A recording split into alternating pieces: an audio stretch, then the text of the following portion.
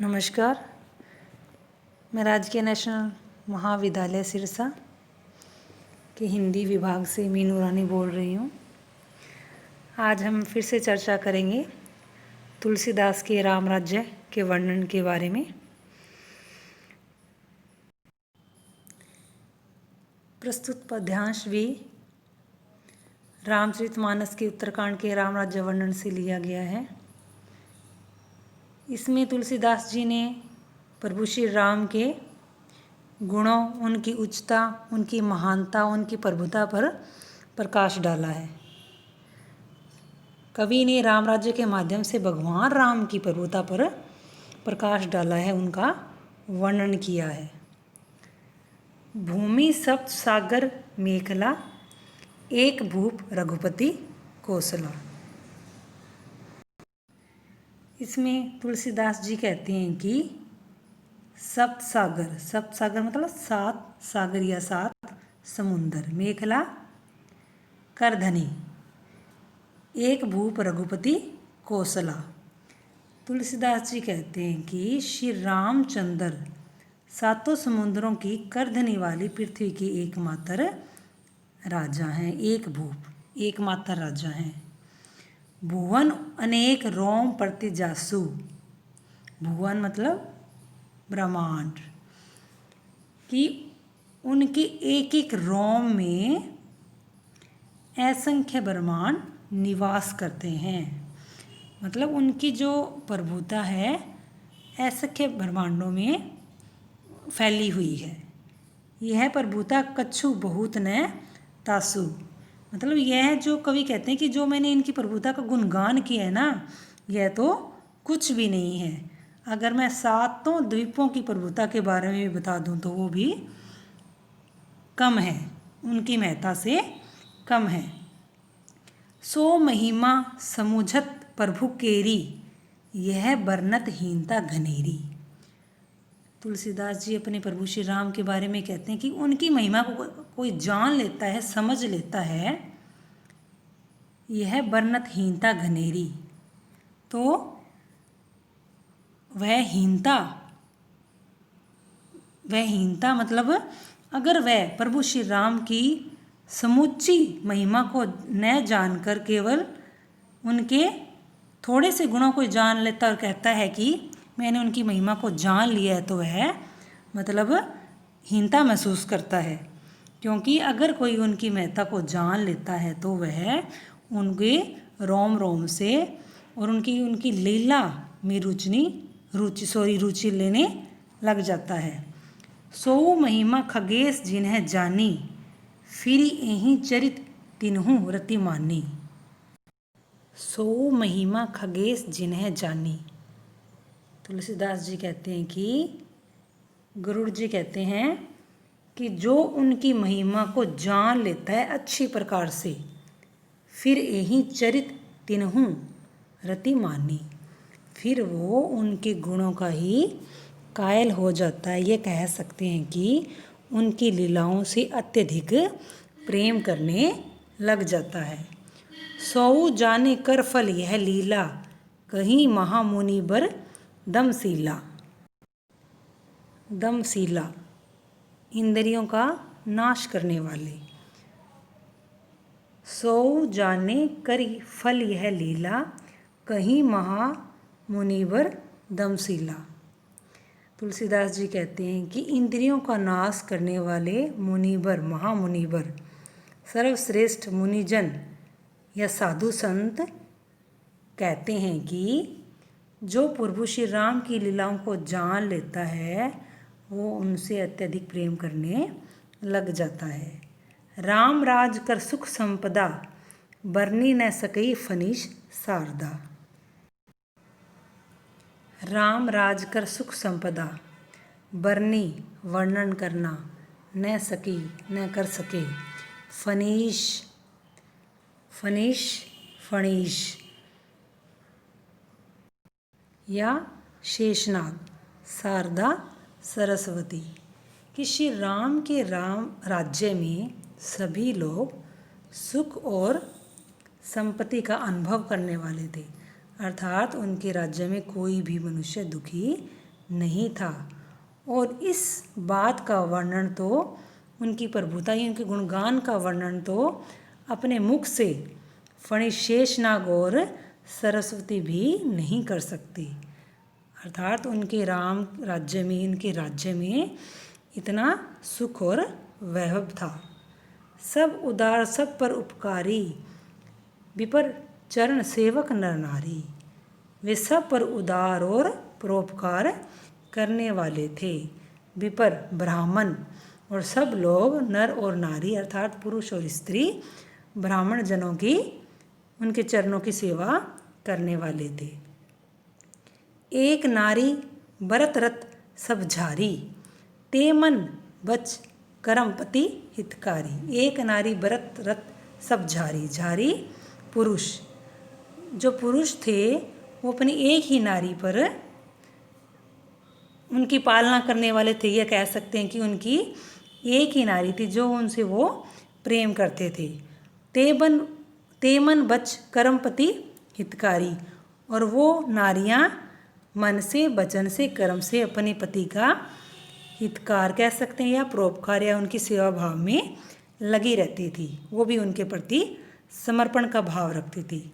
यानी कि जो पुरुष थे उनके राज्य में, वो थे अपने पत्नियों के प्रति श्रद्धा भाव रखते थे या उन्हीं की अनुपालना करते थे, उन्हीं को मानते थे। तो स्त्रियां भी मन से, वचन से, कर्म से अपने पति को ही मानने वाली थी, उनकी आज्ञा का पालन करने वाली थी। दंड जतिनः कर भेद जहाँ, नर्तक नृत्य समाज। दंड सजा देना, जतिन है सन्यासी। दंड है या सजा है उनके राज्य में केवल सन्यासी ही दे सकते थे, क्योंकि श्री रामचंद्र जी के राज्य में दंड केवल सन्यासियों के हाथों में था। या कह सकते हैं राजा किसी को दंड नहीं देता था, क्योंकि वहाँ कोई भी शत्रु का भेदभाव या शत्रुता रखने वाला नहीं था। भेद जहाँ नर्तक नृत्य समाज, और राजा भी भेद की नीति को अपनाकर राज शासन नहीं करता था, क्योंकि भेद नीति का पालन केवल नर्तक समाज में नृत्य को लेकर ही किया जाता था। राम के राज्य में कोई भी शत्रु नहीं था। जितहु मन ही, वहाँ केवल जितहु मतलब जीतना, वहाँ केवल जितो शब्द का ही प्रयोग किया जाता था। किस लिए? मन को जीतने के लिए। सुनिए अस रामचंद्र के राज, सुनिए अस रामचंद्र के राज। कवि कहते हैं कि श्री रामचंद्र के राज्य में सभी एक दूसरे को मन को जीतने वाले शब्दों का ही प्रयोग करते थे। इस प्रकार तुलसीदास जी ने राम राज्य की सुख शांति और वहाँ की न्याय व्यवस्था कैसी थी उस पर प्रकाश डाला है, उसका अच्छी प्रकार से भली भांति से वर्णन किया है। कोटिन है बाजी में प्रभु किन्हे, दान अनेक द्विजन है कह दिन्हे। कोटिन है अर्थात करोड़ों, बाजीमेद अश्वमेध। तुलसीदास जी कहते हैं कि प्रभु श्री राम ने अपने राज्य में करोड़ों अश्वमेध यज्ञ किए। दान अनेक द्विजन है कह दिन्हे, और उन यज्ञों में अनेक द्विज मतलब ब्राह्मण, अनेक ब्राह्मणों को अनेक प्रकार से दान भी दिया गया। श्रुति वेद पथ पालक धर्म धुरंधर, और श्री रामचंद्र खुद और अपने राज्य में वेदों के अनुसार ही चलने वाले थे। अर्थात श्री रामचंद्र खुद भी वेद नीति के अनुसार चलते थे, और उनके राज्य की जो प्रजा थी वो भी वेद नीति और धर्म के अनुसार ही पालन करने वाली थी। पथ पालक धर्म धुरंधर, उनके प्रभु श्री राम वेद नीति का अनुसरण करने वाले थे, वेदों की नीति के पथ पर चलने वाले थे, पालना करने वाले थे, और धर्म धुरंधर धर्म की दूरी को धारण करने वाले थे, अर्थात धर्म के मार्ग पर चलने वाले थे। गुणातीत अरु भोग पुरंदर, वो गुणातीत जो 3 गुण होते हैं सत रज और तम, उन गुणों से वो ऊपर थे यानी कि परे थे। अरुभोग पुरंदर और योगों में पुरंदर इंद्र और योगों में इंद्र के समान थे। पति अनुकूल सदा रहे सीता, और स्वयं सीता मैया भी, तुलसीदास जी कहते हैं कि स्वयं सीता मैया भी अपने के पति के अनुकूल ही चलने वाली थी, उनके मार्गदर्शन पे ही चलने वाली थी। शोभा खानी सुशील विनीता, और वो सीता शोभा की खान थी, सुशील और सुशील थी, विनीता और विनम्र स्वभाव की थी। जानती कृपा सिंधु प्रभुताई, और वो स्वयं अपने प्रभु श्री राम की कृपा और उनकी प्रभुता और उनके गुणों के बारे में भली भांति जानती थी। सेवती चरण कमल मन लाई, और हमेशा उनके कमल जैसे चरणों की सेवा में लगी रहती थी। यद्यपि ग्रह सेवक सेवकिनी, वो सेवा में लगी रहती थी, और यद्यपि उनके गृह उनके राम राज्य में, उनके राज्य में क्या है, सेवक और सेविकाओं की कोई भी कमी नहीं थी। अनेकों प्रकार की दास और दासियां थी, फिर भी वो अपने पति के हमेशा सेवा भाव में लगी रहती थी। विपुल सदा सेवा विधि गुनी, और उन दास दासियों को, विपुल मतलब अनेक प्रकार से सेवा भाव भी करना आता था। अनेक विधि से कह सकते हैं भी जो दास दासियां थी वो अनेकों प्रकार से अपने श्री राम या सीता की सेवा करने में निपुण थे, अनेक विधियां उनको आती थी।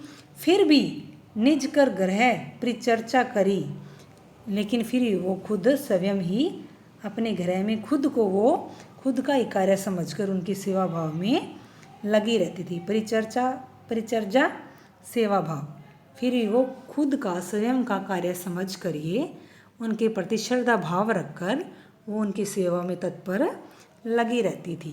रामचंद्र आयसु अनुसरई, आयसु आज्ञा, अनुसरी अनुसरण करना, और वो श्री रामचंद्र अपने पति की आज्ञा का हमेशा अनुसरण करने वाली थी। जेहि विधि कृपा सिंधु सुख मानई, सोई कर श्री सेवा विधि जानी। जेहि विधि, जिस विधि के अनुसार कृपा सिंधु अर्थात श्री रामचंद्र जी सुख मानई, सुखों को मानते थे, कि जिस विधि के अनुसार जिस प्रकार जो श्री रामचंद्र जी थे सुखों को मानने वाले थे, सोई कर श्री सेवा विधि जानी, उन्हीं की आज्ञा का अनुसरण करते हुए उसी सेवा भाव में उसी विधि से वो लगी रहती थी, उसी का अनुसरण करने वाली थी। कौशल्यादि सासु ग्रह माही, उनके घर में कौशल्या आदि सभी सासुओं की वो सेवा भाव में लगी रहती थी। यानी कि उनकी जो बड़ी थी सासु थी कौशल्या, कैकेयी आदि, उन सभी की वो सेवा भाव में लगी रहती थी। सेवी सबनी ही मान मद नाही, और उन बड़ों की सेवा करने में मान अभिमान और अहंकार का भाव वो नहीं रखती थी। उन्हें किसी बात का न तो अहंकार था और न ही अभिमान था। उमा रमा ब्रह्मादि वंदिता, जगदम्बा संततम निदिता। उमा रमा ब्रह्मादि वंदिता, तुलसीदास जी कहते हैं कि वो उनमें उमा, पार्वती, लक्ष्मी, ब्रह्मादि यानी कि सभी देवी देवताओं के गुण विद्यमान थे। सभी देवी देवताओं के गुणों से वो बंधी हुई थी, उसमें सभी सर्वगुण संपन्न थी वो। जगदम्बा संत तम निदिता, कि वो तुलसीदास जी कहते हैं कि वो जगदम्बे के समान सर्वगुण संपन्न थी, और कोई भी निदिता मतलब कोई भी उसकी निंदा करने वाला नहीं था, कोई भी उसकी निंदा नहीं करता था। तुलसीदास जी ने सीता को पार्वती, लक्ष्मी, जगदम्बे के समान सर्वगुण संपन्न माना है। जासु कृपा कटाक्षु सुर चाहत चितव न सोई, कि जिसकी कृपा पाने के लिए, जासु कृपा, जिसकी कृपा पाने के लिए सुर देवी देवता ललायित रहते थे कि कब उनकी कृपा दृष्टि हम पे पड़े और कब हमारा कल्याण हो। जो देवी देवता थे वो हमेशा इस चाहत में रहते थे कि जो सर्वगुण संपन्न है, जिसमें सभी देवी देवताओं के गुण हैं, उनकी कृपा दृष्टि हम पे पड़े और हमारा कल्याण हो। चाहत चित्त न सोई, लेकिन उनका जो चित्त था, उनका जो मन था, वो हमेशा अपने श्री रामचंद्र के कमल रूपी चरणों में ही लगा रहता था, यानी कि उनकी सेवा भाव में वो हमेशा लगी रहती थी। राम पदारबिंद रति करती सुभावी खोई। तुलसीदास जी कहते हैं कि श्री रामचंद्र की पत्नी सीता सुशील और विनम्र शोभा की खान थी, उनमें सभी गुण थे और वो केवल अपने पति की सेवा नहीं करती थी, श्री रामचंद्र की सेवा नहीं करती थी, बल्कि वो अपने बड़ों का भी आदर और मान करती रहती थी। तो इस प्रकार तुलसीदास जी ने अपने श्री राम और सीता जी के गुणों पर समुचित रूप से प्रकाश डाला है और उनके राम राज्य का वर्णन किया है, उनके गुणों पर चर्चा की है कि किस प्रकार में श्री राम के राज्य में सभी सुखी और संपन्न थे, लोग थे, वो जो नर थे, नारियां थी, वो सभी संपन्न थी, वेदों के अनुसार धर्म के मार्ग पर चलने वाले थे, कोई भी एक दूसरे से वैर भाव नहीं रखते थे। इस प्रकार उन्होंने श्री राम और सीता का वर्णन करते हुए उनकी महत्ता और उनकी प्रभुता पर प्रकाश डाला है। तो इस प्रकार हम तुलसीदास के राम राज्य का वर्णन की चर्चा की, तो आगे भी हम इन्हीं की चर्चा करेंगे। तब तक के लिए नमस्कार।